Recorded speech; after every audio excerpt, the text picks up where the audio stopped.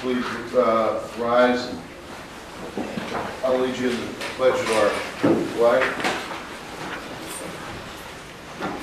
I pledge allegiance to the flag of the United States of America and to the republic for which it stands, one nation, under God, indivisible, with liberty and justice for all. Roll call, please. Director Michael Schaefer. Here. Director Arthur Perry. Secretary Arlene Schaefer. Here. Vice President Robert Ewing. Here. President James Fairman. Present. Thank you. Public comments. I do have a card here. Mr. Mosier, do you want to address?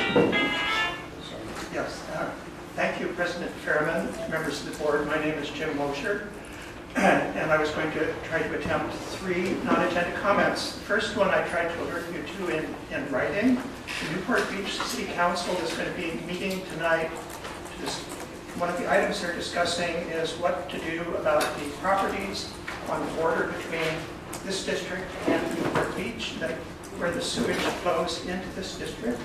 You had been expecting they were going to consider some kind of annexation agreement, but instead what they're being asked to approve is a 10-year resuscitation of the reimbursement plan that expired 20 years ago. So that would be reinstated for the next 10 years. The good news is the properties along Mesa Drive that we seem to be getting no reimbursement for. Apparently they're planning to reimburse us for those, if I understand the agreement, although the overall number of properties might be lower.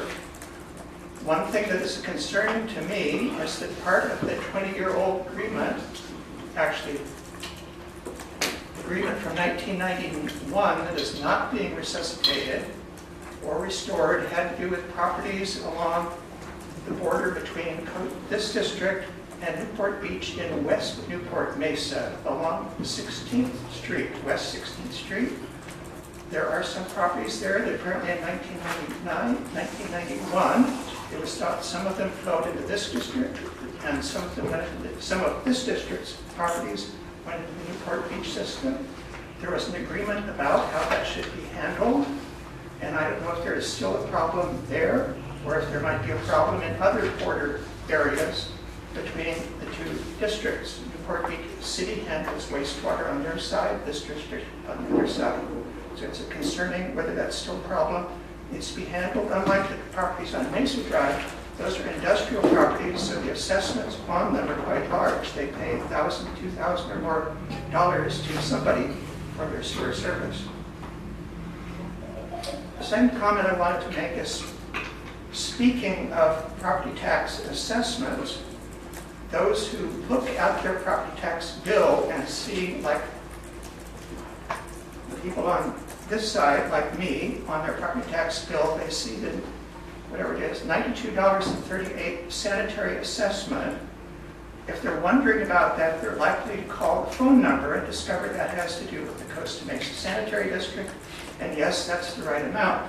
But if somebody on their own tried to visit the Costa Mesa Sanitary District website and discover what the proper current rates are, which are stated in this agreement, you'll find that that's incredibly difficult. And I would defy almost anyone to discover what the current rates are for trash or sewer service, what the proper assessment on the bill is supposed to be from our website. You can try it yourself, see if you can find it. If you search for rates, you will not find it. And then the third comment I wanted to make is, speaking of assessments, if I still have a minute left, which I think I do, I spoke to you before about the largest part of the tax bill is the 1% Proposition 13 assessment. Folded into that for some properties is what is called a general fund contribution to this district. That is not being, let me put it this way, every property that is, there's something very odd about the general fund contribution for this district, which I think it's important to try to understand. I do not understand it yet. Every property that's in the city of Costa Mesa pays into the Costa Mesa General Fund. Every property that's in Newport Beach pays into Newport Beach General Fund, but not every property that is in this district pays into this district's general fund. In fact, the county is divided into what are called tax reporting areas, and there are 113 of them in Costa Mesa that pay into this district, 40 in Newport Beach, and 15 in unincorporated Orange County. But of those 113, that's only 113 out of 257 in the city of Costa Mesa.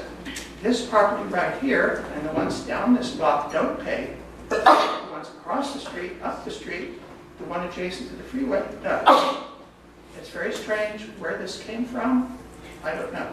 South Coast Plaza pays in, Crystal Court, South Coast Plaza do not pay into the general fund. So there's something inequitable about this, and I hope that sometime we'll get an explanation. Thank you. Art? Rob, I got a question about Mr. Mosier's on 16th Street. Is that 16th is still Costa Mesa, is that correct? I believe he's referring to the southwest area of Costa Mesa. We detached the area of Newport Beach back there. And so that part used to be in our district. So when we detached it, there are sewers that cross boundary lines. The CMSD boundary there is the city-city boundary line, meaning the city of Costa Mesa, city of Newport Beach boundary line is our south boundary line there. We made an arrangement with Newport Beach back when they were working on this agreement that's being updated. And I don't believe the agreement focuses on that area. I believe Mr. Mosier is correct in stating that it's not detailed out extremely well in the proposed agreement what's actually happening over there. Because, for instance, a sewer line crosses from Newport Beach into Costa Mesa Sanitary District and vice versa. And you have some situations where a property in Newport Beach is tying into a CMSD line and vice versa. So we had an informal agreement with them where the main line was owned by the jurisdiction that it was in. So if the main line is in the city of Newport Beach, it's owned by Newport Beach. If it then crosses into Costa Mesa Sanitary, now it's owned by Costa Mesa Sanitary. And based on that ownership, regardless of where the property was located, city of Newport Beach or Costa Mesa Sanitary District, whoever sewer it tied into was the sewering agency. So those were rules that we've lived by since then. And it's not a big deal, but it is rather complicated because the rest of this agreement's a little complicated, and there are all these different scenarios. So that's what's going on over there. The reason I bring that up, there's a lot of development down off of Whittier Street and 16th Street. That's correct. You know, that's why I'm just curious, making sure we're getting our funds. I believe we are. There's that very big complex that's now in its final phase over there at Anaheim and Pomona and all. Thank you. Any other comments or any other persons that would like to address this board? Mr. Mosier, are you done with your There's an questions? agenda item later, yes. Pardon me? That's all my non-agenda comments. Thank you. Okay. Let's move along. Item 1, organic tonnage report. Thank you, Mr. President. Actually, items number 1 and 2, it's just those are our standard reports. We're going to go in more, we're going to talk in more details about the organics and our solid waste diversion on item number 6. But if you have any questions regarding these monthly reports for July, we're available to answer any questions. Yeah, not a comment, I mean, not a question, but a comment. I came prepared this morning to jump all over CR&R for missing my street this week. Last week.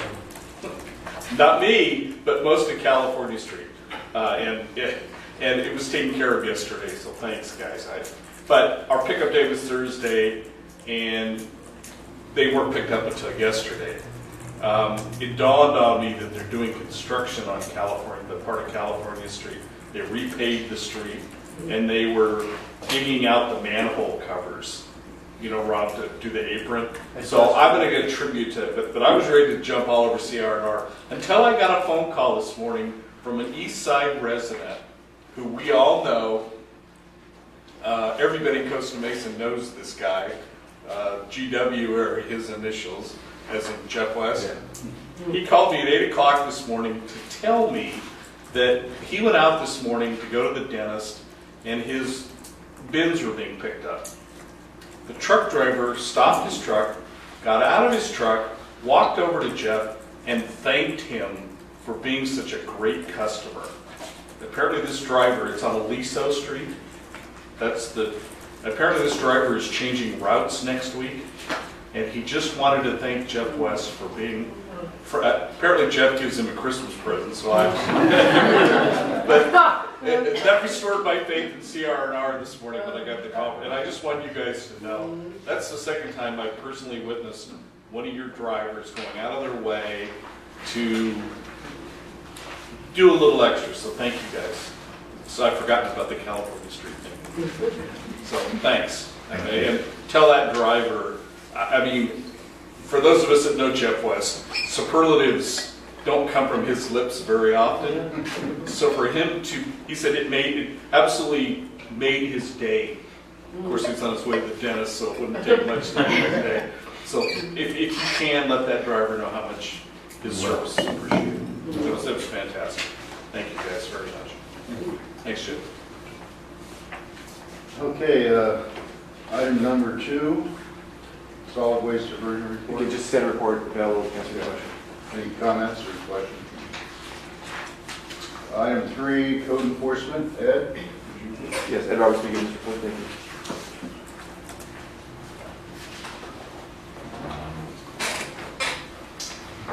Good morning, President Berryman and members of the Costa Mesa Sanitary District Board. Ed Roberts, your District Code Enforcement Officer, presenting the July 2019 Code Enforcement Officer Staff Report. For July 2019, there were a total of 5 proactive scavenging investigations. 4 without note, 1 with note. 2947 Pepper Tree Lane, the 3rd one back to the beginning of the report. Consistently, I've been asked by the board if there have been any repeat offenders, and this is a repeat offender. The female was offered counseling services, very, very verbal and very argumentative with me. Did my best to de-escalate, and I had to disengage just because I wasn't getting through to the person.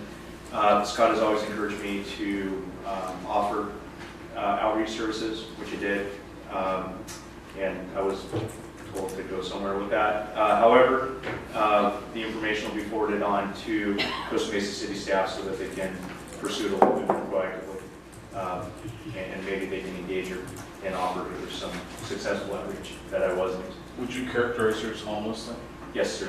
Yeah, certainly homeless, very belligerent, and not ETOH, alcohol on board. She had a very inebriated. Their Costa thing was kind of a bad situation. Other than that, all the other items were none of note. Pepper Tree Lane continues to be a hotspot. Probably will continue to be a hotspot in our community for a while, just based off of the the number of trash bins that we have out bordering that alleyway and the amount of multifamily units that are concentrated in that area. There's a high concentration of recyclable material that causes folks to gravitate to that area. Does the board have any questions regarding the scavenging report? Do they mainly go to our trash bins or the big 2 or 3 4 yard It's- or all of them? It's pretty consistent, sir. If you go down that corridor, Pepper Tree Lane, you know, it borders Royal Palm. Yeah, I and walk you it most every day. can- so, But I shower before I go. Yeah, would you start admonishing him for there's a very good mixture, but I would say 70% of the apartment properties out there are CMSD trash cart Yeah. customers, and then you do have the oddball property that has the trash bins. I would say ours, just because of the small size, easier access to the material, whereas they have to go through into a bin. I would say we're probably more apt to be recipients of the scavenging than say the larger metal bins. You know, Bob, sorry to interrupt that, but the people actually, I mean, I see my name is on the map here now, that's on the little, but I'm there every day, and people actually open those enclosures. I mean, they pull the gates open, and they go through whatever's inside those enclosures. And it's, like Ed said, it's mixed. There's carts, and then there's bins, and it's pretty prevalent. Okay, question for Ed. Yes, sir. In terms of the homeless, have you seen a decrease in the homeless population in the last few months versus last year? Not quite, sir. I'd say it remains status quo. The number of folks that I've seen, I haven't seen a significant increase in the number of folks coming in and out of the area, but it's remained consistent over the years. I don't have anything to correlate it with. I know the police department is in the area as well, but I was referring to, you know, the homeless situation that the city's working on, see if there's been an improvement or not. No, and keep in mind, sir, indigent folks fund their activities through recycling. That's a big basis of their economy, for lack of a better term. So folks are going to go where there's a source of income, and that's going to be the recyclable material. The proximity to the river, I mean, I'm sure you see it, but the proximity to the river trail, You see it quite a bit. I more do. than we do. We see it on our street Yeah. every day, and it's not diminished. Unfortunately, the services are on this side of town, Yeah. so the people that are coming from other parts down the river trail can't avail those services very easily, unfortunately. Spinning off of that question, what percentage of the scavengers would you say are homeless? Tough to quantify. I would say in excess of 90%. Okay, so it's a high It's the percent. vast majority. It's a high percent. Yeah. Seldom do I come across a professional scavenger, for again, lack of a better term. Years ago, I did deal with an operation that was coming out of Santa Ana with a pickup truck and a collection type operation. But that's been many years. Most of these folks are just Costa Mesa residents who just a secondary form of income. Their council, and then of course the homeless, indigent type folks that. That's because we changed our large item pickup program. Yeah. And the Changed professionals, our large item pickup because now they don't know when we're going to have large item pickup. right, but the professional ones, which we still see, I mean, you still see these guys driving to our neighbor.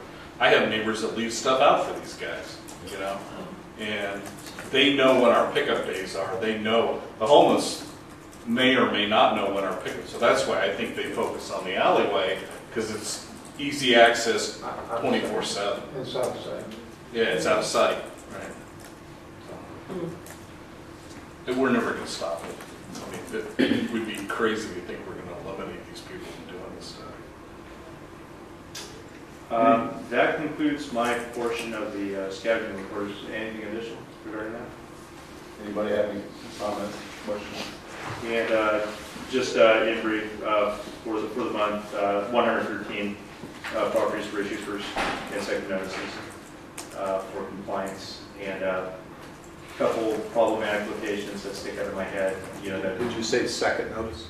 second notices where I had to go back, where I was getting a telephone call from my complaining party stating that they'd come back in after a 3-week period or something.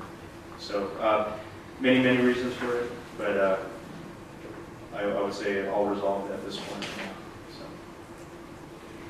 No instances of graffiti for me at least, and that I was made aware of. And just at the conclusion of the report, there's a at-a-glance map for you and the board to take a look. You'll see that most of them are concentrated up on the northwest end of our community. Any questions? Anybody have a question for Ed? Good report. Tough day to be in law enforcement, Sue. Pardon me, sir? Tough day to be in law enforcement I know. today, so. Yeah, As always. Thank you very much. Thank you. Okay, item 4, introduction of new Costa Mesa sanitary staff, Tanisha Tingling. And why don't you stand up? Just right, I'm going to have Diana Bajorski introduce our first new employee, and then Nalani will introduce our second new employee. So Diana's going to introduce Tanisha to you. Okay, well, go ahead. Okay. Mr. President and Board, I'm happy to introduce Tanisha Tingling to you. She's our new administrative assistant. She's up at the front office with Bao and the permits. She is backing him up among many other things. We're happy to have her. She comes from the city of Santa Clarita, recently moved to Irvine, and was making that drive for a little while. So she is very happy to have a shorter commute. Very happy. Yes, so she has great customer service experience, and we're happy she goes the extra mile, and really she even stayed late issuing a permit yesterday and was determined to get it right. And of course, at the last minute, after hours, things are going wrong, but she was patient and saw it through, and the customer was very happy. And so, yeah, we're very happy to have Tanisha. Let's be free. Nice to meet you all. What did you do in Santa Clarita? I left as the planning secretary and also planning commission secretary. Excellent. Excellent. Welcome. Very nice to have you with us. Thank you. And I'm going to ask Angela to stand for a second. This is Angela Kalunga. She started with us yesterday as our office specialist. She's brand new. She graduated from Cal State Fullerton with her bachelor's in political science and public admin. Fantastic. Speaking to your heart, I know. She came to us from the city of San Juan Capistrano, from the community services department. She was part of a very rigorous recruitment. She was one of 230 applicants, and she definitely rose to the top. So we're very happy to have her. She will be assisting with our programs and the district clerk's functions, and assisting other staff members with little odds and ends around the office. So we desperately needed her, and we're very happy to have her. Thank you. And she is a Costa Mesa resident, all of 3 lights away. So she will be our first EOC responder. So welcome, Angela. Go Titans. That's right. I'm a Titan also. That's right. That's right. Is that better than Spark? That's when there's only 3 buildings. And we had elephant races. Okay, let's move along. Quarterly legislative update, quarter 3. Thank you, Mr. President. Gina Siriano with the report. Okay, good morning, Mr. President and members of the board. Before you is our third quarter legislative report, and I want to start with a few notable bills that we had been following that have passed. So the first is AB 619, and this bill aims to reduce the amount of single-use disposable food and beverage containers and utensils at concerts and festivals, so temporary events that serve food. And it aims to do this by allowing vendors at these types of events to serve food in reusable containers and also reusable utensils. So the bill does incorporate requirements for cleanliness and prevention of cross-contamination, and it's going to go into effect in January of 2020. And the next bill is SB 188. This bill extends the California Fair Employment and Housing Act to protect individuals from discrimination based on their hair styles and hair textures. And so the bill specifies protections for natural hairstyles such as afros, braids, twists, and locks. And then the last bill is SB 200, And this bill establishes the Safe and Affordable Drinking Water Fund in the state treasury to ensure that water systems can continue providing safe and affordable water to California communities. It does this by setting up an annual transfer of 5% of the proceeds from the Greenhouse Gas Reduction Fund that will go into that Safe and Affordable Drinking Fund. And that's going to go from the year 2020 to the year 2030. So next I wanted to briefly share a few other bills that the district has taken a position on that are currently moving through the legislature. So the first is ACR 89. That stands for Assembly Concurrent Resolution 89, and it establishes Special Districts Week from September 22nd to September 28th of this year. It is sponsored by CSDA, California Special Districts Association, and it's going to coincide with their annual conference and their 50th anniversary celebrations this fall. We did speak to our representatives about this effort during legislative days, and they were very supportive, so it's likely to pass. And the second bill is AB 1486, and this is on our opposition list. It seeks to expand the provisions of the Surplus Land Act to apply to special districts. Currently, the Surplus Land Act says that cities, counties, and school districts that are disposing of surplus land or extra land, they must first offer that land for sale or lease for the purpose of developing affordable housing. And if the bill passes and an agency doesn't comply with the act, it would impose a penalty of 50% of the final value of the land that agency would have to pay to the Department of Housing and Community Development. So opponents of this bill argue that the bill doesn't address or include any exclusions for special circumstances that may pertain to special districts. For example, a cemetery district may own land that it eventually plans to use to expand the cemetery. So it may want to temporarily lease that land. However, it can't be used for building permanent housing since they want to use it in the future. Similarly, some sanitation districts own land that's considered a buffer zone near or around their wastewater treatment plants. So this type of land would also not be suitable for building affordable housing on. And lastly, the proposed penalty could be seen as being financially crippling to an agency, especially small special districts, and therefore it would potentially be harmful to the residents that those districts serve. The cost could be passed on to the residents as well, so not only would it be harmful for the district, but also for residents. Gina, on that, Yes. I'm sorry, Jim. So as I understand it, the 50% penalty is on the assessed value of the land. It's Yes. not on the sale price of the land. The final value of the land. Whatever the assessed final value. Yes. That's going to essentially get people, I would think, you're going to want to, the sales price would make no difference. Right. So, I mean, it's only with the assessed value. So properties are going to want to be sold at a higher amount to absorb the penalty on the assessed amount. I get it. Mm-hmm. Is CSDA opposing this bill? Yes, they are. Mm-hmm. They actually have a coalition of different agencies opposing the bill. And so they're requesting certain amendments be made, including recognizing the various uses that special districts have for the land, so making those types of special circumstances. And also they're proposing to reduce the penalty to 30% as a compromise. Is there any provision in the bill that if the land was not fit for housing, that they could be exempt for? In other words, if we owned a piece of land that was toxic, ruled to be toxic, and we wanted to sell it, if you could, do they make exceptions? I'm not sure if those provisions are in there now as far as like toxic or hazardous, but I can find out. Well, like the school district has 10 acres on the west side that they own. Right. That's vacant, and but it's right on the fault. I don't know if that would have any bearing on the use, but I believe school districts are currently subject to this law. So They are subject to, what about Yes. cities? cities are, so this law is just seeking to expand it to special districts in addition to cities, counties, and school districts. Who sponsored this bill?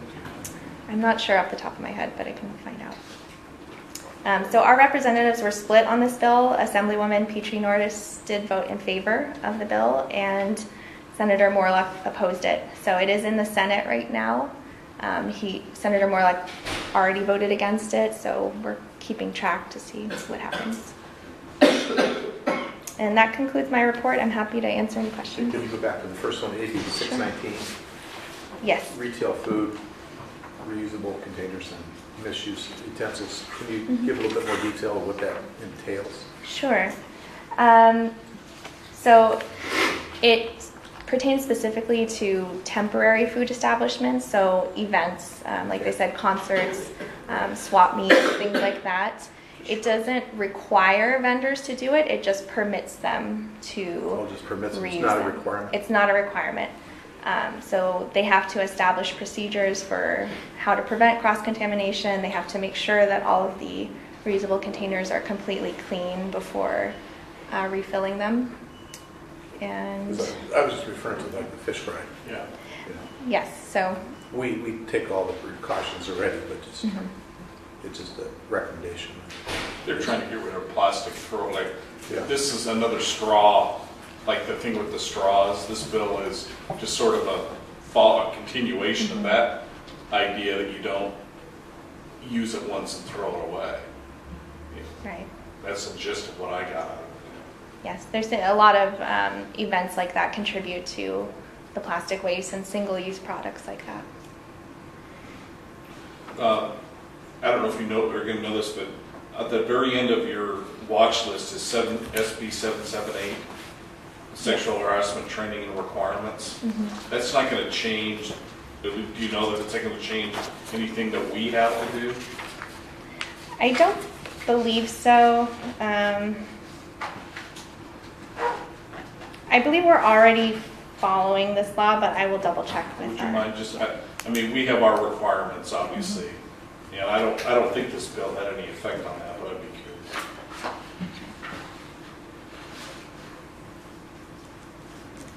Okay, any other questions or comments on that? Let's move along. Waste characterization studies. Yeah, thank you, Mr. President. I'm going to go ahead and do this report. Nabila Guzman wrote the report. She can't be here today. She's actually attending the California Resource Recovery Association's conference in Indian Wells to accept our award for outstanding household hazardous waste collection program. Where's the company? Indian Wells. Lovely. Indian Wells. So she's there, so she'll be coming back with our award. So I'll be giving this presentation. On your dais is comments from Mr. Mosier. It's about 8 pages. Submitted to us about 1:43 yesterday, so I don't have time to respond to everything today. We will get to them in writing later, but I do want to address two of the main issues he brought up on page 1. One is the district cannot understand the effectiveness of its organics program without a clear and honest understanding of how quantity of organics remaining in its mix and supposedly a non-organic part has changed as a result of the student program. And the question like I said, that's we do know the effectiveness of the organics in the mixed waste carts, and you know this. Get this out for a second. You know this every month from these reports that you receive in the recycling reports, always the report. Right here, it says organic fines. We define it right down here that organic fines are what's being thrown in the mixed waste carts. Now those organic fines are contaminated. They're green waste, it's contaminated. They cannot go to the organics AD facility. It goes to the landfill. And so right now, it is used as alternative data cover. We can count it as recycling. But as you know, January 1st of next year, we cannot do that anymore. So that's going to have an impact on our diversion. And just by calculating, this is a full year of 17-18. In 17-18, there was 5,180 tons of organic fines in the mixed waste carts that eventually went to the landfills. And then we also had 9,322 tons of organics in the organics cart, totaling 14,510 tons. 35% of that green waste went to the landfills. So that's going to have a huge impact on our diversion next year if we don't try to persuade people who are currently throwing their green waste in their carts to use the organic carts. Now, you might recall when we were rolling this program out, and we're doing the town hall meetings, that we had a bunch of town meetings, we always said we're not going to be trash cops. We weren't going to lift the carts up and say, hey, you got green waste, we're not going to fine you, we're not going to do anything about that. Now, that was 5 years ago. We can always change that if we want to play more hardball with them and say, hey, you need to start taking your organics, put them in an organics cart. Again, that's a policy decision we can come back later and talk about. But that was just one bring that your attention. We never, when we implement this program, we were never going to be trash cops and say, hey, if you want to throw in the mixed waste carts, go ahead and do that. But as I said, that's going to have a huge impact on our organics. So we do know, I know Nabila is working with PARS and trying to up some programs. I think Mr. Modi mentioned in his comments that more people know about the organics program. Maybe they will also start use the organics program. And we know that to be true because a few years ago when we did the study with UC Irvine, the behavioral study, we learned from that study that when neighbors learned that their neighbors were recycling, they started recycling. And so one of the ideas we're thinking is rewarding people, maybe putting people's pictures on our newsletter saying, hey, thank you for doing such a great job recycling. It'll encourage others to recycle. So those are some of the programs that Nabila and PARS are considering. We'll bring back to you at a later time. So to address Mr. Mosher, we do know the effectiveness of our program, and right now we have some issues we need to address in the upcoming year.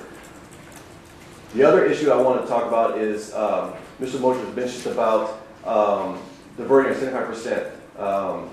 He says that we recently have forgotten increasing diversion percentage of 74%. It means little towards the district's ultimate goal of zero waste. And again, I want to mention, if you go back to the next slide, remember when we did the town hall meetings 5 years ago, this was part of our presentation. Zero waste does not mean we're going to actually be getting zero waste in the landfill. It means a path to zero. It's changing people's behavior on how they throw away trash. So I want to make that clear. Our goal was never to get to zero waste. You know, we had a goal of 75% diversion. That was our goal. That was what we're trying to achieve, but not zero waste. And then I also want to talk about the pounds per capita, why we don't use pounds per capita versus diversion. This is CalRecycle's website, and this is how, now, remember I mentioned this earlier, the recycling, AB 939 is the onerous of the cities. The cities have to comply with that law. We don't. We give our data to the city so they can apply. So when you pull up CalRecycle's website, you pull up Costa Mesa, and you push search. Thank you. And then this calculates their per capita. You scroll down. All the way down, please. And right there. So here's the target for 8.5, and this is what Costa Mesa is achieving. So I mean, they're meeting the mandate. They're achieving the 5.4 annual per capita. So the question is, why don't we do the same? If you can click on this link right here. The reason why we can't do it is because we just don't have the data to do this calculations. Click right here on the homepage. Scroll down a little bit. So what they use is population, employment, and taxable sales. Okay, we don't use employment or taxable sales. We don't even know what employment and taxable sales are because one, we also have Newport Beach in our waste stream. If you go back, if you cut and go to calculator, right here, calculator. So even if we try to do this on the calculator, one, we don't know what our base year is. We can pick a base year. I think the city's base year is 1990 or 1995, might be the base year. But we can try to find our base year. We can pick a base year, let's say 2000, which I have to go back to CNR and find out what that base number, total number of tonnage that we collected, and that'd be our number. That'd be like our benchmark. We're trying to reduce the 75%. If you scroll all the way down.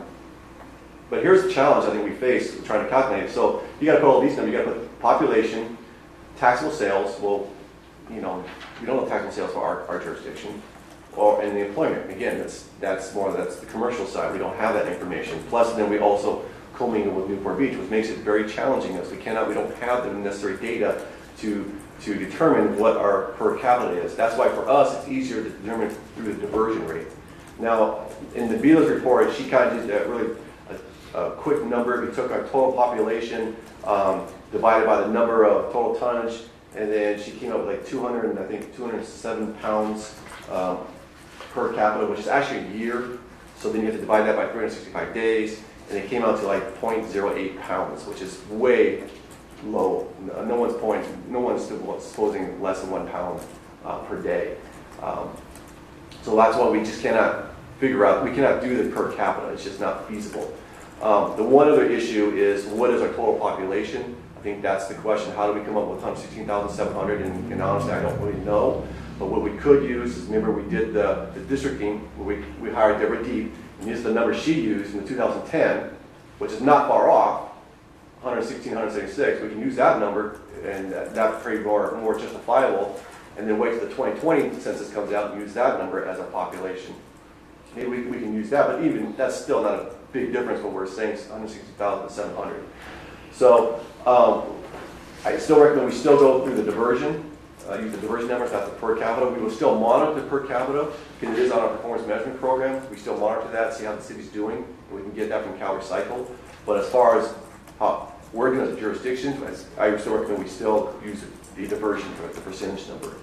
So that really concludes my presentation, trying to address Mr. Mosier's concerns. Again, a lot of these other issues we will address in writing when Vito comes back and give you a copy. So happy to answer any questions. Did you ever look at other districts, special districts with trash like Midway City? How are they going about doing this? Yeah, we did. Well, we did contact them. They do waste segregation just like we do. It's the industry norms. You just cannot. The operation is too large. That's why you pick a sample size. We're all doing it the same way. We're all doing the same ways. Yes, they that's are. my point. Yes, and Nabila did contact Ken Robbins, and he confirmed that. Bob? I think it was a very good start on the report. And I think this came from my question. And my question was, what part are we of the city's total? We don't need to have a base year. We're part of the city. And so Nabila is close. It's 0.8 of a pound per capita that this jurisdiction contributes to the city's total of 5 point whatever it is. And you're right. She did go to a good source for what the present population is. And the Cal State Fullerton people gave us that when we were districting. The 0.8 of a pound per capita is only what the district produces of the total of the 5 point whatever, 5.7.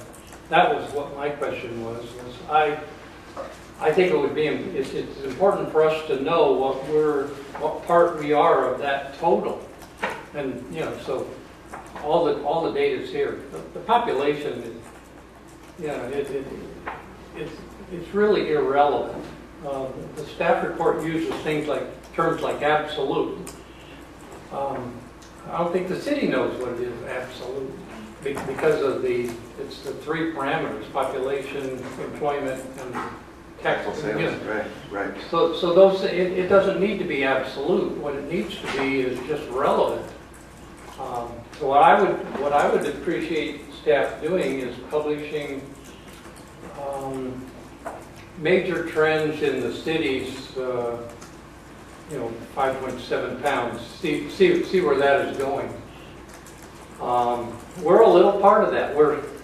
We know that we are about 17% of the city's total tonnage, and my suspicion is that 0.8 of a thing is about 17% of their number. So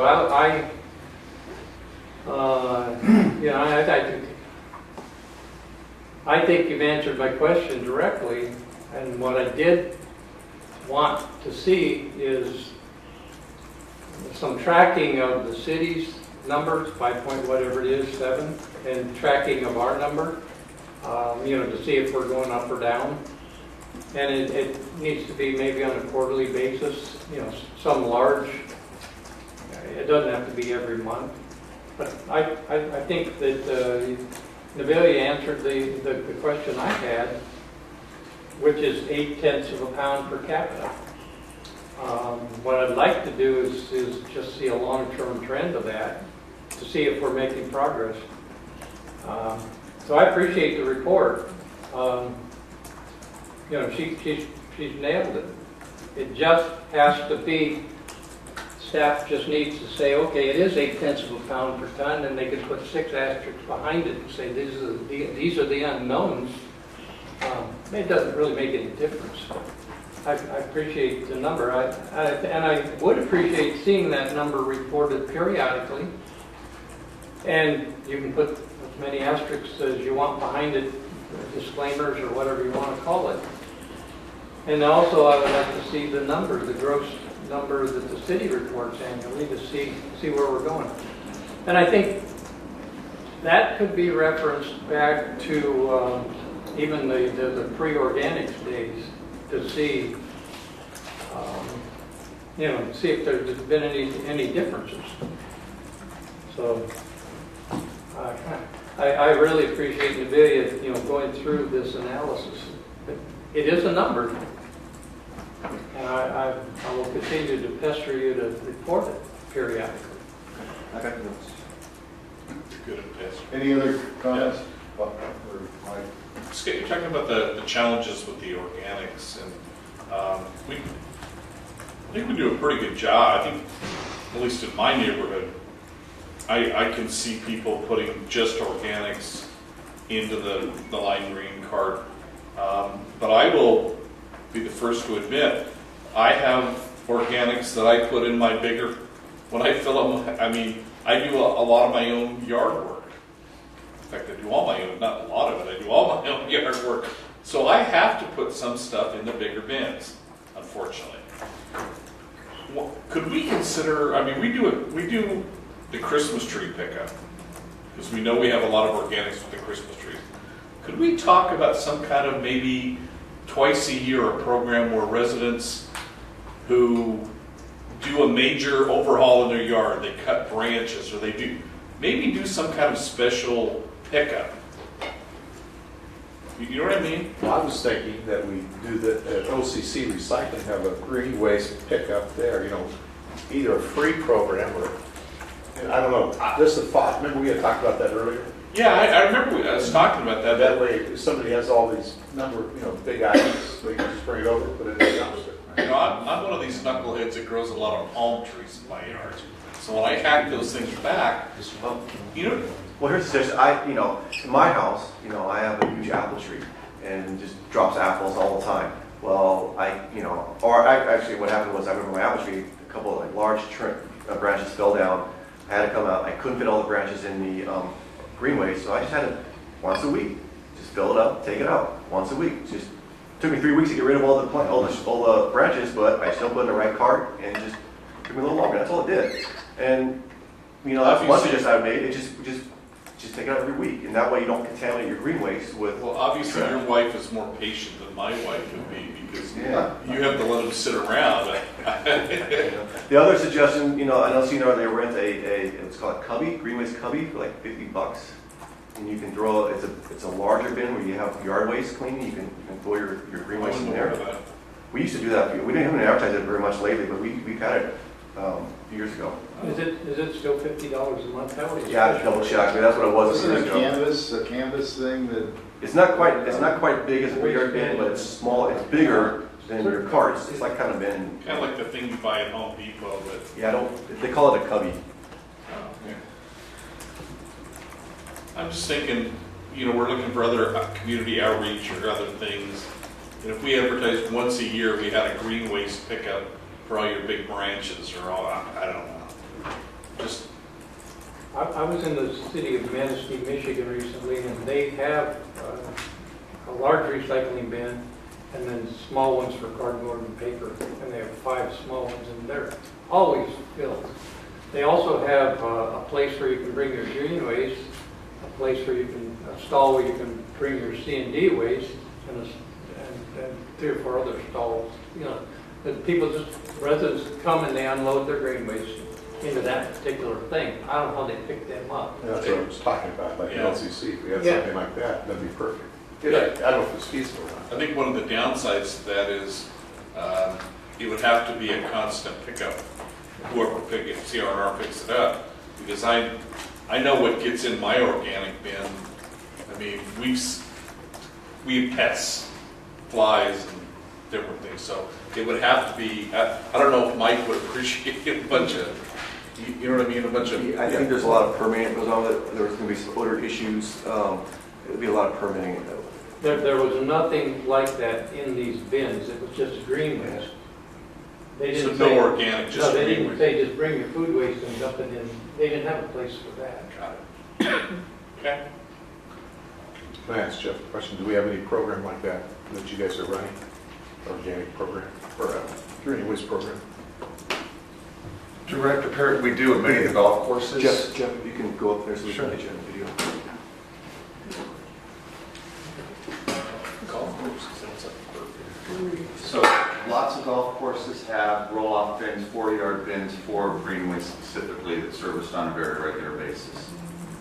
But if I can, Director Perry, make a couple of comments.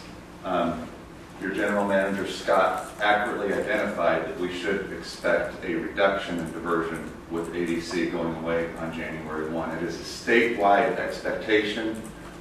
Currently, the state, primarily due to very advanced programs in Northern California and Costa Mesa Sanitation District, which I will continue to say is incontrovertibly probably the highest diversion in Southern California, this district here. Due to that, we have about a 64% current diversion from landfill program. With AB 1594, ADC going away, that's going to reverse to 47%.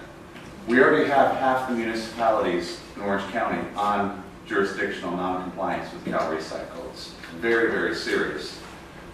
Your district is so far away from that, it's not even an issue, but we will go backwards. The key is we've got to get our users, our customers, to use the carts properly. And Scott mentioned that we don't want to have trash police. SB 1383 really changes the paradigm. Ever since Duke Magian signed AB 939 and we started recycling, we've used a carrot approach. We've used outreach, we've done town hall forums, we've gone to schools. We've tried to create an environment where people want to do the right thing, where they want to recycle. SB 1383 changes that to have to recycle. It takes the carrot away and puts a stick in place. And yes, it will be required that you have trash police, that your local jurisdictions have ordinances with fines and penalties. I don't think any of us really like that. We like to manage behavior through positive reinforcement and rewards, but SB 1383 is very clear in its prescriptions, and it is about negative reinforcement that those that do not, for those that do not comply. So, should we feel badly that our diversion is going to go backwards? I don't think so, because we've been putting organics in the landfill, calling it 100% diversion while it's creating methane pollution. It's been a smoke and mirrors game that the state is finally correcting. Will this jurisdiction or this city be in any danger of non-compliance? I don't believe so in any way, because you have one of the most advanced programs out there. Can we do better? Yes.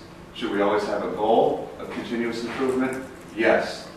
But you've got the program in place. You've got the partnership with the anaerobic digester facility, which continues to be the only one of its kind in Southern California. Cities all over Orange County and Southern California are scrambling right now trying to figure out what are we going to do with all of our ADC. And there are no solutions. There is no capacity. So you've got everything in place. We just need to continue to get our consumers to do a better job of separating and maybe promote to them that everybody can have as many as 2 organic carts at no additional charge so that they don't have to put food waste or green waste into the mixed waste cart. And I think that it's definitely worth exploring, Director Perry, some of these golf course synergies or at OCC where we can have green waste. I don't think we want to add food to it. Food's not that much. They should always have sufficient containerization at home to do that. One of the couple questions is, do school districts do the same type of program that the golf courses do? What do they do with their green waste? It varies by school district. I'm not sure about Newport Mesa Unified. But generally, they have a third-party landscaper, or they have their own personnel. They have their own doing it. personnel, I just wonder where And they they're dump using it. large containers. But it's probably mixed, I would think. Generally not, it's source separated Is it? green waste. But what about cities? Cities are endeavoring to do the same thing, source separated organics. It's all about organics. We've got to get the organics out of the landfill, and the best way to do that, maintaining recoverability of it, is quality source separation. I was thinking the next liaison meeting, we should ask the city and the school district how they go about doing it. If do they source separate it or not? I mean, it's for curiosity. I think that, especially with the school district, Because they this mow budget, every day. they must have a They got a number of crews. ton of stuff that they.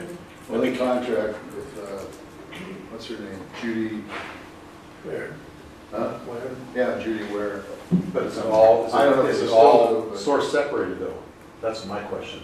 Because I know at the schools, they have different vendors that they, put all the trash and school supplies. I wonder if they just don't put it in, if they're cutting California school, do they just put it in the California school I don't know, dumpster? I don't know.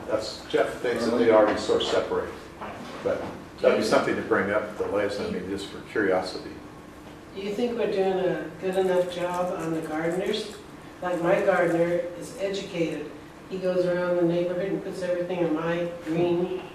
Well, that's probably because of you, right? You tell them to do No, that, but right? I mean, you know how we had the workshop? Yeah, but I don't think the gardeners, did we have gardeners at that workshop? No, No. I would say, your garden does, because you tell them to do that. It's really the residents kind of tell the gardeners to do that, and I don't know if they are or not. I don't know. Where do the gardeners take it right now? Do they take it to the dump? Yes. Yeah. I think they don't. That's what I'm saying. If we had a location, they would take it to. Well, Because they can't take it there anywhere. mine's organic. Mine goes in the You mean in organic. OCC? Yeah, Yeah, but I think a lot of Oh, gardeners just drink it oh, with. did that, they take I that don't there. have to do anything. Jeff, I have a question to that. Good. Well, you mentioned that the district is doing a good job. My question is, when the green waste diversion is disallowed from the landfills, will the city still be in compliance with the number that they have to report? Based on my most conservative and most radical calculations, absolutely. Your base, or the city of Costa Mesa's base, is 17 pounds per person per day. That makes your target 50% diversion from landfills, half that, which is 8.5 pounds. And I think that we're at 4.8 pounds. So yeah, it might add another pound, but the jurisdiction is still going to be so far ahead of compliance. There's no jeopardy in my crystal ball. So the good news, so that's the good news. And what I would like us to do is on our website explain the good news that will still remain good news after this and the part we play in it. That's the reason that I wanted that number 0.8 of a pound per capita calculated. And we can tell them that number, we can tell them the city's number, we can tell them the city's number and our number after 2020 when the green waste is disallowed from going to the thing. I think it's a good news story, but I don't think it's broad enough.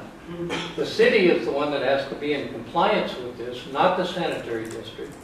And I think it's important for us to keep track of what part we are of that picture, so that we make decisions about, we're not at 75% diversion. I don't want to be reporting that. What I want to do is be reporting the portion. The good news is that we're a part of the city and the city's not in jeopardy. You're right, Director, and 75% is not a mandate. It is not a record. It is a policy goal from Governor Jerry Brown. And frankly, you're at about 74% diversion from landfills. But again, the most important part of the waste reduction chain is generating less. And I look around this room, there, violator there, It's Real compostable. violator here, That's compostable, though. violator here. We could use a linen napkin, which works a lot better, that we can launder. There goes Pars. It's about all of us changing our behaviors to generate less in the first place. When you think about zero waste, what that would mean is there are no trash carts. We take all the trash carts back and say, you're not allowed to generate anything. That would be the only true zero waste. So most of the jurisdictions that have zero waste goals define them as 90% reduction from their base years of 2002 through 2006. In Costa Mesa's case, that would be 1.7 pounds. It was originally 17 pounds per day, so it would be getting down to 1.7 pounds. And what would be fun, maybe with your SEPA, I've done it in other cities, is we give people a bag for a week, and they put all their trash in their bag and have to carry it with them. And then we weigh it, and it really gives them a great orientation on making better purchase decisions, and they're not buying things with lots of packaging that they have to throw away. And we'd be happy to partner that. I'll jump in there. I think you need to talk to Amazon. I mean, yeah. Look at what you get. I have someone in my family who orders a lot of stuff on Amazon, and something like this comes in a box like this. I mean, at least they don't put the peanuts in there anymore. But it's so much. Or go to Home Depot and buy something that's wrapped in a plastic thing that takes a bandsaw to get it out of. You know what I mean? Oh yeah. There's got to be some change in attitudes. If I may also comment on Gina's legislative update, SB 280, safe and affordable water being funded from a greenhouse gas reduction fund. How is safe and affordable water reducing greenhouse gas emissions? I don't see the connection in any way. I think it's a money grab that is counterproductive to what we're trying to do in reducing greenhouse gas emissions. This is simply going to take needed funding away from organics recycling projects and divert it to water from districts and special districts like that one in Los Angeles that was not doing their job. I don't get subsidizing bad behavior.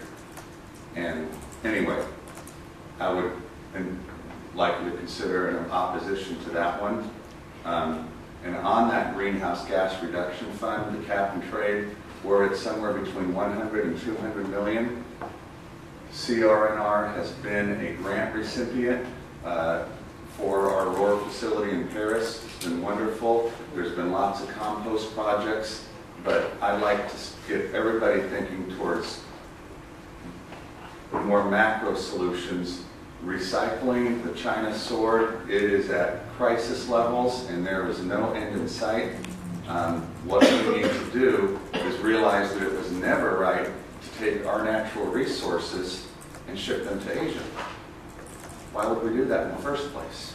So I'd like to see mills built in Southern California and Los Angeles. All these Amazon boxes, we collect all this corrugated, we ship it over on containers. There's nothing, no transportation that pollutes more than those ships. So we're taking them all the way to China. They get the green collar jobs. They get the incremental profit from making them back into new Amazon boxes, and then they ship them back to us. Why are we doing that? Let's build a mill here in Southern California. We can make it so it passes the muster of CEQA. Water pollution is the main nuisance from pulp and paper mills.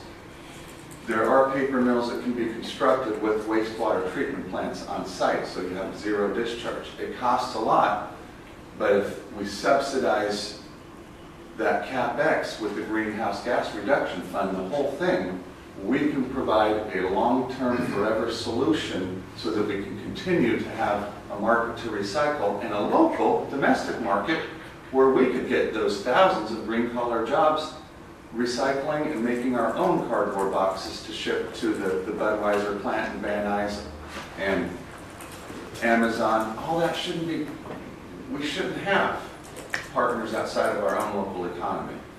sustainability is about closed loops that are very local. So that's what we would like to advocate for. Okay, thank you. Any other comments? Leave ours. Pars Creek with CRNR. Just to add on, then I'm going to respond to Green Waste. Yeah, if there was a carbon tax, so then the true cost of shipping was internalized, you know, I think we'd have more progress, and I support what Jeff says. You know, that shipping is just not a very productive method of dealing with it, shipping it you know, thousands of miles across the Pacific. But because carbon is not built into, because the pollution is not built into the cost of shipping, you know, it kind of gets overlooked. It's unfortunate. But to get back to green waste, there are a couple of ways you could deal with the direct shaper. One would be to get the green waste cup, and there is a special price for that, which is lower than getting the general cup, which would be for like C&D materials and other types of waste. So I can get back to you on the quote for that. And then the other option, which is already included in your service, would be to use a bulk item pickup for your green waste. So you get three. Oh, really? That's new. I didn't realize that. It does have to be broken down though. Like you can't have like there are specific lanes for how long like a branch could be, for example. Yeah. So it does have to be broken down. But you do get 3 pickups a year. For general bulky, it's 3 pickups and 10 items per pickup. I don't know if for green waste that means 10 bags, but I can get back to you on. I'd appreciate that. Yeah. That's good. Two things I learned today. That and green collar jobs. That's the first time I've ever heard that terminology, and I like that. Thanks, Mark. Jim, you have Thank you, President Furman and members of the board. My name is Jim Bolger. And I certainly agree with Director Wooten that if you want to encourage the ratepayers within the district to do better, it's important for them to know how they're doing currently. I believe the 4.8 pounds per person per day is attributed to the residents of Costa Mesa, the city of Costa Mesa, is not the mysterious number that the staff report makes you think. Is it based on population? Is it based on employment? Is it based on sales? It's true, CalRecycle calculates goals and reports results based on population, employment, and sales. But the number 4.8 is the number based on population. It is the landfill amount coming from the city of Costa Mesa, which is a known number, divided by the population of the city of Costa Mesa, which is a known number. So the 4.8 is not mysterious. The 0.8 being attributed to the people served by CR&R in this district is a mysterious and wrong number, because you're taking just what is put out in the curve by those residents and dividing by a bigger population, which is not those people. The 4.8, and strangely, the district doesn't seem to actually know how many people are putting trash in the CR&R carts that are picked up on behalf of the district. We do know that there's 22,821 accounts. And what I put in writing, and I'm sorry you didn't have time to read it, if you guess that maybe there's 3 people per house or account, you would guess that maybe there's 68,000 people putting trash in those carts. And we know how much is landfilled from them. We have to report. Probably that is right. I don't know how accurate it is. But if you divide the landfill from those carts, divided by the number of people putting trash in those carts, you get a larger number, obviously, because it's a smaller number of people. And you come up with a number like 1.4 pounds per person per day. So it's not like 17%. They're contributing more like a quarter or a third of that. And the rest of the 4.8 is the other activity that happens in the city that's related to them that doesn't go into the carts. It's the commercial stuff going out from the businesses. It's which serve them. So it's part of their trash. It's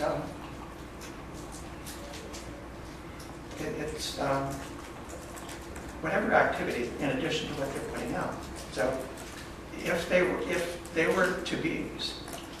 to manage to put out nothing that was landfilled in the carts, it would reduce the number by about 1.4 for those people.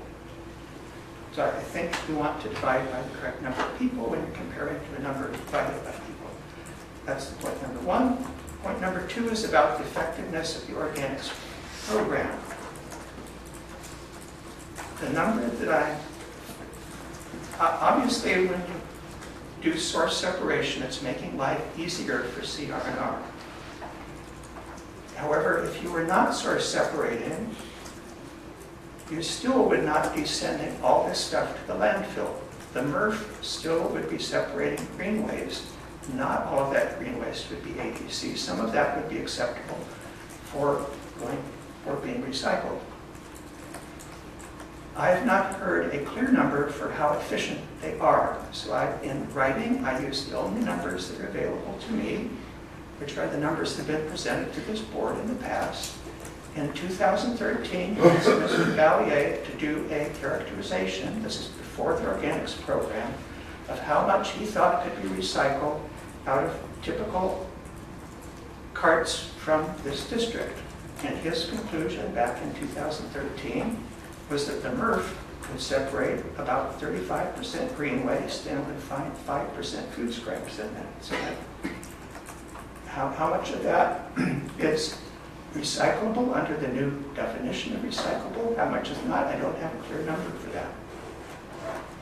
But if we take his number, which is the only number I have available, it's like 40%, the MRF with no source separation could extract 40% green waste. That's the number I have. We have the reports since the organics program has been in effect. I added those numbers up, and they are saying now that it's like 36%, kind of the same number. So the question is whether the extra trucks picking up this stuff, how effective are they? The only way you know how effective they are is if you have an honest number for how well the MRF could separate it without doing the source separation. So I'm still at a loss as to what the correct numbers are. And my reason for my interest in this, Newport Beach is going to have to be facing the same question. And the question is whether we're really accomplishing anything with the extra carts or just having more trucks out and more carts actually out, encouraging people to put out more waste. So I agree with Mr. Snow. The answer to reducing waste is not so much source separation, it's trying to reduce the waste from the source. Source reduction, possibly, not source separation. That is the point I'm trying to make. And I really don't know what the numbers are because I do not know how well MRFs work. We were perhaps being given over-optimistic numbers before the organics program, but it's a mystery to me. Thank you. Okay, any other questions, comments? Let's move along to discussion of public outreach efforts for the sewer inspection rebate program. Yeah, thank you, Mr. President. This was a request by the board to bring this item back for discussion on how we can enhance our outreach efforts to get more participants in the SIRP program, the sewer inspection rebate program. As you might recall, back on July 26, 2018, we amended the sewer lateral assistance program to be more we wanted to amend it to still have a program for residents to prevent SSOs, but also protect residents from being taken advantage of by plumbers when they say they need to spend $10,000 on sewer lateral, and we found out they didn't need to spend that at all. And so that's where the SIRP came in, the sewer lateral assistance program came in, where we would pay basically the plumbers to come in and CCTVs someone's line, then we review the video and give the homeowners the suggestions, and then homeowners go on to get 3 bids. So that was the purpose of the program. When on July 26, when you approved amending the program, we identified 5 areas where we can try to improve our enhancements of the program. One of them was creating an online application for ease and process. That's been done. It's online right now. You can do that. It's very simple.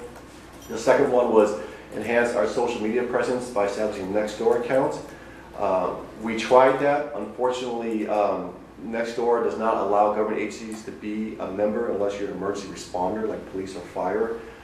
They were considering a pilot program that would charge government agencies a certain fee, but that never came to fruition, so that's kind of dead right now. We did we did become like a citizen, just as a citizen count here in our area, in this building, HQ. But as you know, this whole area doesn't have a lot of residents, mostly industrial, so it doesn't reach, we don't reach out a lot of people through Nextdoor. The third item was to advertise in our newsletter. We did do that in the fall of 2018, and then it fell off. We didn't advertise it again until this one that's currently out right now, winter 2019. And then we're also going to put a banner on the CRNR trucks, which we did not do. However, we are in the process of creating a banner right now that should be coming up here pretty soon. So we'll have a banner advertising the CERT. And then one suggestion also was to put mailers in Mesa Water bi-monthly bills, which is about $1,500. I think money was pretty tight at the time, so we didn't do it. If you still want to do it, I talked to Caitlin, we can do that. We do have the money in the budget to do it. So if you want to proceed, we can do that. I also want to mention this Friday at the Starlight Triangle Square Cinema, there'll be advertising CERT in the movie theater before the movie begins. So maybe that'll be a big draw of people. So that we know that gets to a lot of people. So that'll be helpful. I do believe the most cost-effective way is to stick to the newsletter, and the banners will be very cost-effective. As I mentioned, the mailers is only $1,500. We can do that. If you want us to proceed, we can do that. So those are what we've done, and what I suggest is we continue the newsletter and the banners, and then with the movie theaters and possibly the mailers, we can see how many more people we can get. So I also have Bao here to answer any questions you may have about the program. You know, maybe we could just put not a full caption of what we're trying to do, but just a little blurb saying, don't forget, you've got this working for you. Sure, like on social media, right? Yeah. Yeah, we do that. We'll continue to do that, but it's a good Yeah, it suggestion. doesn't take up a lot of space. And Right. It doesn't cost us anything for us, still yes. do the same thing. Absolutely. I had a question. The key to this, to me, has always and will continue to be the plumbers. They're the key. And I know we reached out to the plumbers for the sewer lot, the assistant, the SLAP program. Is it possible that we could, I don't know if I'm going to, I guess I'll use the word contract, but I don't know what other word, that we could pick a handful of plumbers and... Remember, recall, we tried that in the pilot program. We picked a couple plumbers. Well, I was just going to say, and then we had all those people coming in here yelling at us we because... couldn't do that. So I really believe it's up to the homeowners. I really don't want to, personally, I don't want to partner with plumbers because I just think a lot of them, they just take advantage of our residents. Maybe not partner, but I think we still need to have an open house or a meeting with the plumbers to make sure they know about the program. Sure. We did that before with SLAP, and the plumbers that you talked to seemed enthusiastic about it. So, I mean, this is a small job for a lot of plumbers, and you're only going to get certain plumbers that have the equipment probably anyway to do CCTV. But I think we ought to reach out to the plumbers and have some kind of meeting to make sure that they understand this program. Again, it's not a big job for them, but at least it's getting them in contact with potential customers. Carlene? I do believe that our newsletter is the best source because it reaches the residential. The residential, they don't understand that this is an offer, and they need to understand that. I've talked to so many around my area, and they're paying a fortune. They said, why didn't you tell me? I said, why don't you read your newsletter? And so this is something that we need to get across. Another thought is, maybe we could have something on Channel 3 with the city, of advertisement of this, the offer, and that'd be a communication, and it wouldn't be costly. Yes, thank you. Bob? I think a meeting with the plumbers would be important, and that we could find out what their objections to this program is. I think that we settled on a number that we paid the plumber to do these inspections, and it may be less than their Normally charged. Yeah, if it's less than they're normally charged, they're not going to be wanting to be a part of the program. And there may be other things that, now, the plumbers that took advantage of the residents, I don't know what percentage they are, but hopefully it was a small percentage. We know that there were plumbers that were taking advantage of it. So, and I don't think that's a good reason to avoid the majority of the plumbers. My plumber is extraordinary when he comes out. Yeah, I think it's a good idea that we can definitely have a meeting with him. I just want to caution the board not to enter some kind of agreement with a plumber, we're favoring one businesses over another. Well, and we made that voluntary, remember? And that one plumber took advantage of it, and everybody else went after him, including the industry. I don't want to do that. I just thought that if we did some kind of voluntary. I think that's we could definitely do that, and then like Vice President Uden said, find out what the objection talked about not participating. I don't know what their objection is. Well, we don't know. Well, they want the bigger job. Anyway. Maybe we want them to have a bigger job. Rob? Yes, thank you. We have our program manager right here, Val. I suggest we listen to him and see what he feels might be good for improving communication or getting more residents on the program, or what the problems are. Well, so I definitely... Val, go ahead, please. Good morning, President Fairman and the board. So I've been a part of managing the SIRP program, the Sewer Inspection Rebate Program, and over time I've seen that, come from the SLAP program and transitioning over to the SIRP program. For the SLAP program, there was a lot of contractors coming in, pulling permits, and also participating more, because now the money that we're offering, the rebate, was significantly higher than what the SIRP program is currently offering. Like what Scott mentioned, we were running into issues where we felt that the residents were getting taken advantage of. And so what we did was we kind of geared the SIRP program to focus more on the homeowners, and the homeowners have the full control of picking who they want to do the video inspections, or getting different bid offers for clean-out installations, for example. So from that aspect, I feel that the homeowners are getting the benefit from the program. Now, as far as having the contractors being in control,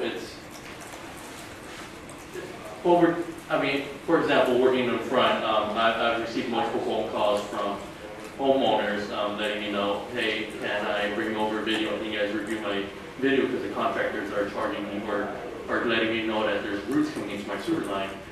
And I'm like, yeah, definitely we could do that for you. But there's one specific occasion recently, actually, that I took a phone call from an elderly man, and he told me he had a plumber come in to check on his water heater because it was leaking. Well, right after the contractor looked at the water heater, he automatically was, well, there's roots in your line, your house was built in the 1950s, you might have to replace your entire line. And the homeowner was a little suspicious about that, and that's why he ended up giving me a call. And I definitely told him, well, is there a video to confirm that? And I informed him about the SIRP program, and he's knowledgeable about it now, and he's going to go ahead and proceed with that program. But from what it seems like, a lot of contractors are still kind of, it's part of the business. They're, it's a benefit to the homeowners to maintain their sewer line, but there are times where, they might be overcharged. So I definitely agree that it is best we kind of keep it where the homeowners are in charge of the program, or being able to take care of their sewer line. Thank you. Any questions? Good point. The only question, statement I have is, go ahead, Rob. Yes, thank you. I believe the program is excellent for the property owners. If the property owner understands that they can have their lateral videoed and reviewed by an expert and get expert advice for free, I think they would jump all over it. I don't believe the plumbers like the program because all they're doing is doing a video and walking away.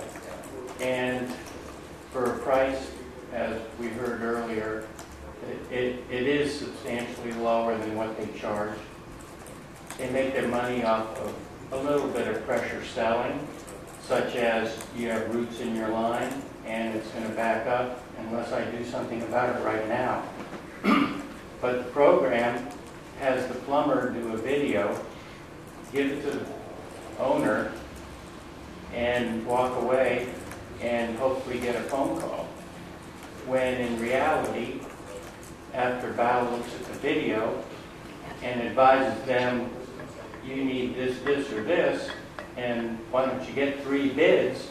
Well, that's exactly what the plumber didn't want. So he's made small money with the video, no chance of a larger contract, competition to boot, not up his alley. So the plumbers are not going to be too happy about the program, but we need residents to take advantage of it. So it is a great program. It's exactly what a resident needs. Free CCTV with an expert who's independent looking at it. That's exactly what you want. So it just should be advertised a little better and keep banging the drum. And I think you're doing your best. Better? What would you estimate in a year people have come to you to look at their videos? Just overall, and well, I want to say probably about 4 to 5. Are they told up front that it's available? Yeah. They're told up front that it's available. Usually I'll give them a call and I'll let them know what we find. And then from that. So is that for the whole year, just 4 or 5 people? Well, if you're referring to walk-ins, to just who want to have us review a video, then yeah, about 4 to 5. Because I see that our budget is, we're not spending all the money in this program, and it's going to be even bigger next year. That's why I like that SLAP program personally, because we took care of the laterals. Even though it costs more money. Right. And that's why we kind of went away from it, because we were running short on money. But right. It Plumbers got paid though. Right. And because they got paid, they wanted a part of it. But it took care of our long-term goal of no sword leaks. Not necessarily. You understand? They only got $1,000. They got $1,000, and they're charging these residents $10,000. So the residents still out $8,000.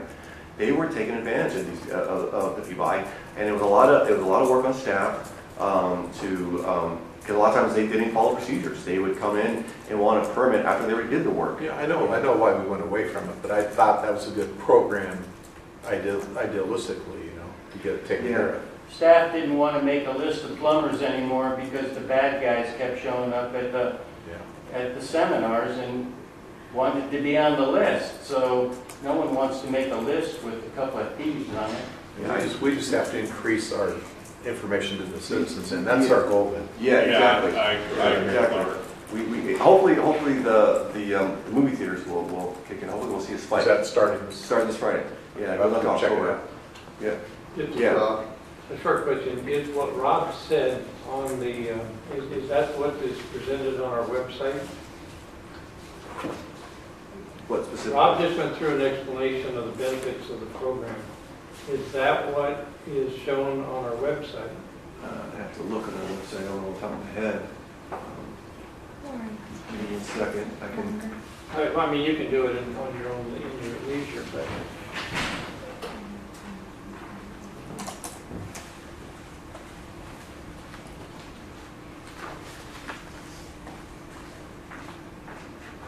I believe it's the entire procedures for the application that's on the website, so it may be too wordy. The benefits of the program, is that what is explained on the?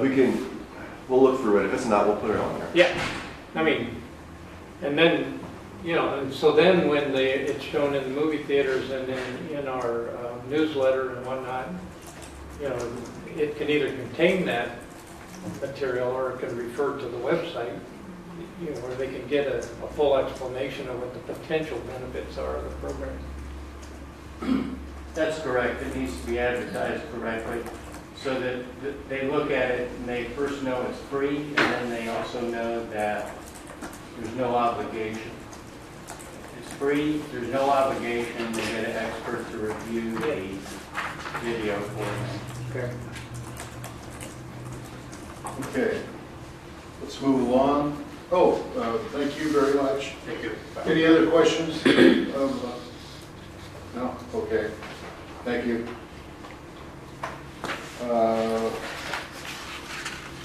Consider approving date, time, and activities for the state of the district open house event in October.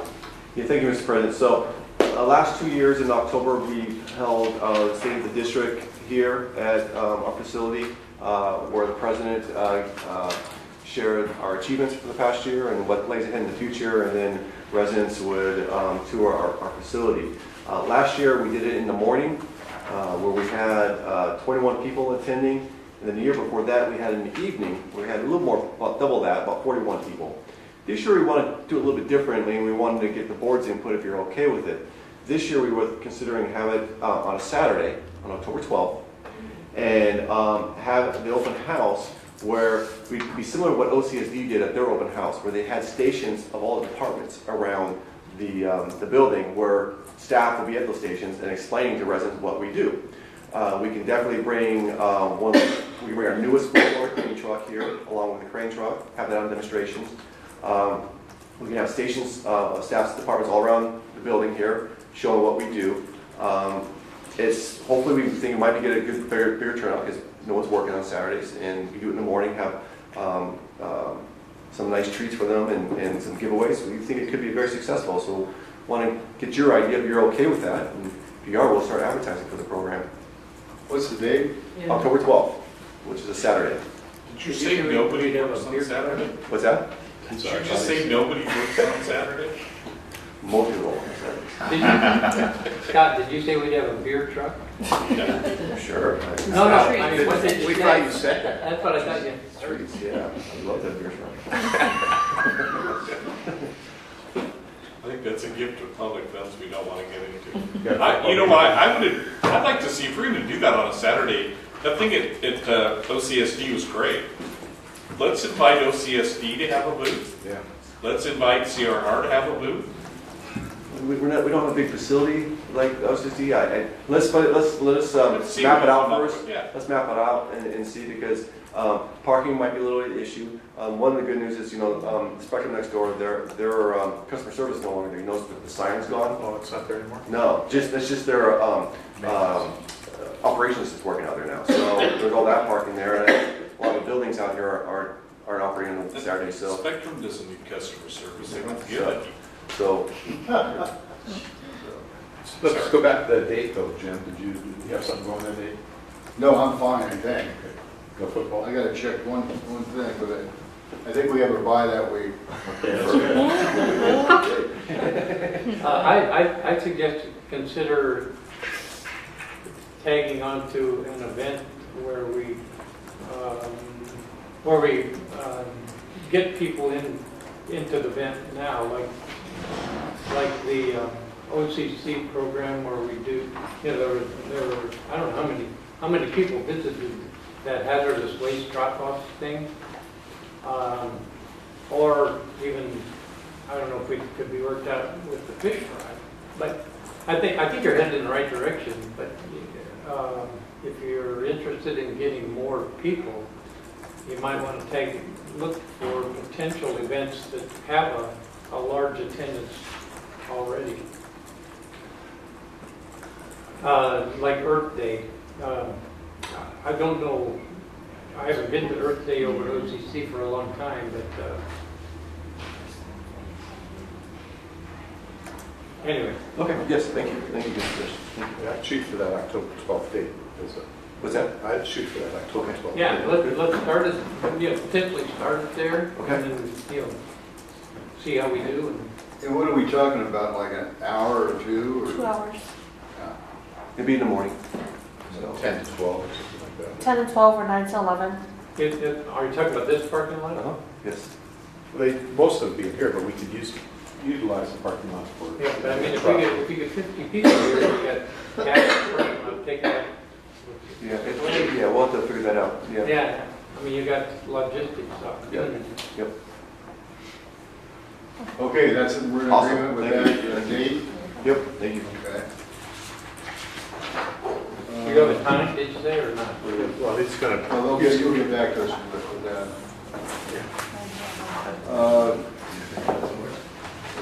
Closing items, oral communications, director comments. I have something.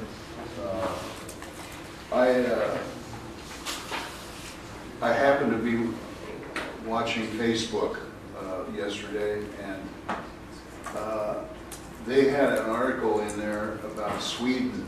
I don't know if anybody caught it, but Sweden has actually run out of trash. They have overdone it, and they don't have any. I mean, or at least what they're refining is way over the top. In my opinion, we ought to look into that and find out what they're doing right. I mean, they're obviously it's a much smaller version of our country, but they do have manufacturing. They have cars that they I mean, it's not like it's on an island somewhere, but I think that it's worth looking into and at least do some preliminary investigation. And they've been doing it for years, and while we're doing, I think, a heck of a job, you can always do better, and then we need to strive for that. So, I mean, you don't have to spend a lot of time doing this research, but just bring it up on Google or something, and there may be an application there for us. So, I have a couple. yeah, Bob. When I was in Michigan recently, there was an interesting event that was in the local newspaper, and that was lightning had hit a septic tank. The lid was buried below the surface. They estimate 6 inches. It blew up the sewer lateral, broke it. It also blew up the toilet, and the toilet was like shrapnel. It was happening in the middle of the night, luckily, and the toilet parts were blown all over the place. So I've talked to Herbert about at least. I'm sure that they have lightning rods and different things dealing with it, because there's places where there is a lot of methane. But we have a few septic tanks, and the county has lots of them. I don't know how this particular thing happened. It was USA Today was the original reporter, and happened to be a local resident that was thankfully not using the facility. Two things we have a lot of in Orange County, right? Septic tanks and lightning. Well, it only takes one. It only took one strike. The other thing is I'm very interested. I don't know if it would be a necessary response, but like an ad hoc committee to continue to discuss the trash items that we've been discussing, and then maybe include CR&R and Mosier and maybe a board member or two and staff and just talk, just have a forum, talk for a couple sessions about what we know and what we don't know and what we'd like to know. Just a suggestion. I don't know if the rest of the board would agree with that. Well, I can see it maybe 3 times a year or something. Yeah, just start. It's just to get the juices going. Yeah. Or we could set an extra study session, that's the only item on the agenda. Right. So that would be a smarter way to go, probably. Maybe. Because the staff's going to be Maybe, here, and that would be their only focus, Yeah. just on ideas and what we could do. Just a clarification of some of the data and some of the potential misinterpretation of the Well, I data. think Scott's concerned about. My misinterpretation. Scott's concerned about January 1st, you know, when the state changes the law about the 2020, yeah. 2020. Yeah. I mean, that, we should have it before then, is see what other programs we can get going. And Some of the suggestions we heard today were real good. Yeah, and the good news stuff, and if we are in total compliance. Well, maybe the staff can formulate some approach here that, you know, isn't going to take up a ton of time, but, you know. But we can get, that'd be your only agenda item. Yeah. Anybody have anything? Arlene? I'm sorry, I can't talk that much. You're lucky. We're You're lucky. lucky. But I did just get back from Alaska yesterday, and they had trash bins all over the streets by all the stores. And people were just, you know, emptying their trash, whatever they had. That was interesting. That's all I can say. I have a question. The conference next month, are we signed up to go to that? Yes, you are. Okay, I'm just curious. Where is Here's a it? building. At the Anaheim Marriott. Okay, so it's local and You didn't sign it it's yet. in September? It's September, right? Yes, That's you your did. meeting experience. It's at the end of the month. It's like Oh, okay, I'll be in the. Wednesday, Thursday, Friday, We Saturday. changed the board meeting that Part of that time will be in Iowa. To the 29th. Yeah, they moved it up a week It's earlier. the 25th, 26th. No, it's a week later, I think. No, the board meeting's a week earlier. It's 1 week earlier, 1 week Yeah. earlier to the 19th. But there was another month we changed the board. October. October. So the next two, So the next board meeting in September is the 19th, 19th. and then it will be, October's meeting will be Tuesday the 29th, which will be the 5th Tuesday. yeah, I think we need to put a big plug out on social media that we've changed those two. So what is the second one? First one's September Oh, 19th. the 28th? September 19th, Yes. and then October 29th. 29th or 28th? 29th. Because I have 28th on my calendar. Yes, at the last meeting, we approved it for the The 29th. last Tuesday of the month. Correct, Oh, it's the 28th. the 29th. 29th. That's, We haven't officially changed our, The ordinance is coming before the board at this coming meeting which for would approval. affect November, right? Which would affect November, but staff is going to request that we begin the actual new changes in January Good because of idea. the holidays. Yeah, I think that's a good idea. Yeah, I do too, Jim. a calendar of events for the meeting, the conference next month. I can get that for you.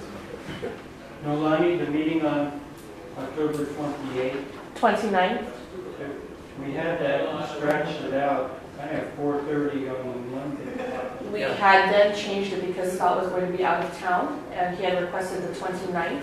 Okay, So we're moving that to 4:30 on the 29th. thank you. Thank you. 4:30 on Monday? On Tuesday. 4:30 Tuesday the 29th Is our board. is our board meeting of October. I will send out another memo. Okay, yeah. When we change it, what is the date? It'll be the 4th Tuesdays of the month at 4:30 p.m. Okay, Tuesdays or Mondays? Mondays, Mondays. Monday? The 4th Mondays To- of the month I at think starting 4:30. that'll work pretty good for me, except for maybe 1 or 2 times. Monday. I'll miss my board meeting. So there's golf. And that's golf October? tournaments on Mondays. No, Well, we still get it out to us. Yeah. It won't start till January. Okay, any other questions or comments? Who's on first? If not, this meeting's adjourned. Good job. Guys, good seeing you.